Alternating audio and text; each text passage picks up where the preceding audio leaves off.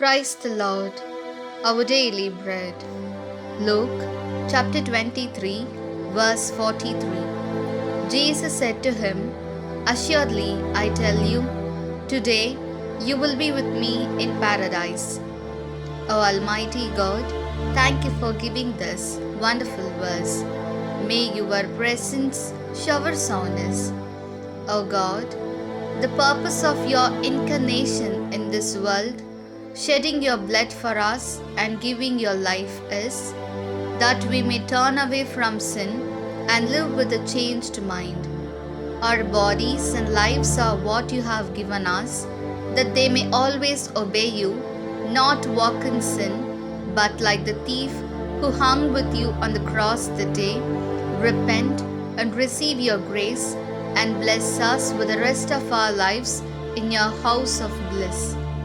We ask this in the name of Jesus Christ. Amen. அன்றாட உணவு.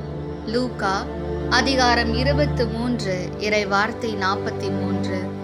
இயேசு அவனிடம், "நீர் இன்று என்னோடு பேரின்ப வீட்டில் இருப்பீர் என உறுதியாக உமக்கு சொல்கிறேன்" என்றார்.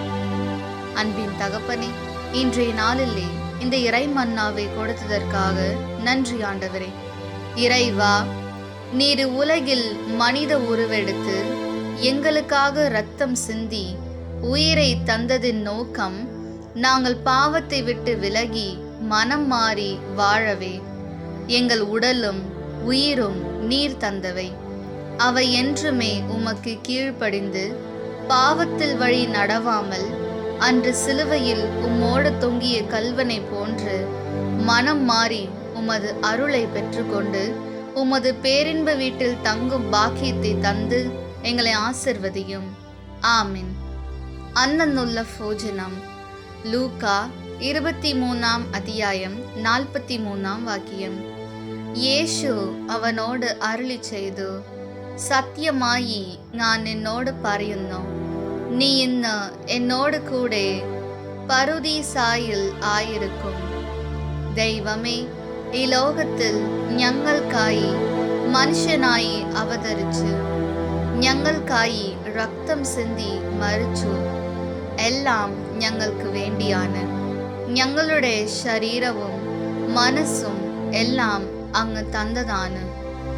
അങ്ങയെ അനുസരിച്ച് മഹത്വപ്പെടുത്തി അങ്ങയുടെ കൃപാവരങ്ങൾ നിറഞ്ഞവരായി ജീവിക്കുവാൻ ഞങ്ങളെ അനുഗ്രഹിക്കണമേ. ആമേൻ.